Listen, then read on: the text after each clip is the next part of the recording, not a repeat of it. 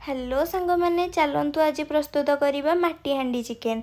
तो माटी हांडी चिकेन करने चिकेन को फास्ट धोईदेवा। तापर से किसी हलदी गुंड, लंका गुंड, गरम मसला, लुण, चिकेन मसला, छोट छोट काटिकी पियाज, टमाटो, धनिया पत्र सबकिछि देकी भलसे गोलेदबा। हाँ से अदा रसुण छेचा मु पकई आपण मैंने चाहिए अदा रसुणर पेस्ट भी पकई पारे। तापर हांडी गरम करके किसी सोरिष तेल दबा। तेल गरम हो सारा पर से आम गोटा गरम मसला पकेबा। गरम मसला हो गला पर से आम दबा जो चिकेन को गोलेकी रखिथिबा। चिकेन दे सारा पर ताकू टिके एपट सेपट करिकी आपण माने एमती गोलेबे। तापर आम किछि अट्टा चकटिबा। अट्टा को एमती रोल रोल करिकी मु रखिछि। एटा ढांकुणी घोड़ेबा पई मु करिछि।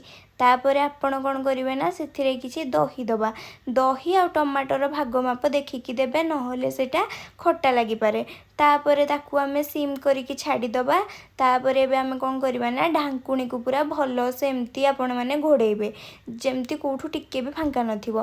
तापर याकू आमे गैस को सीम करिकी पूरा छाड़ी देबा। हाई करिवेनी काहेकि ना तळे लागि जाय पारे। तापर याकू एबे मु पाखा पाखी 45 मिनिट पर खोलुची। देखिबा केमती चिकेन हे। देखि पारुछंती ना मो चिकेन केमती पूरा रेडी हो जाइछि। आपण भी चाहिए एई भली टेस्टी चिकेन बने पारिबे। बनेकी मते कहिबे जे केमती लागिला। मो स्टाइल रे ना एमती चिकेन निश्चय थरे बनातु। थरे तो टेस्ट करिकी देखंतु जे केते टेस्टी हेछि।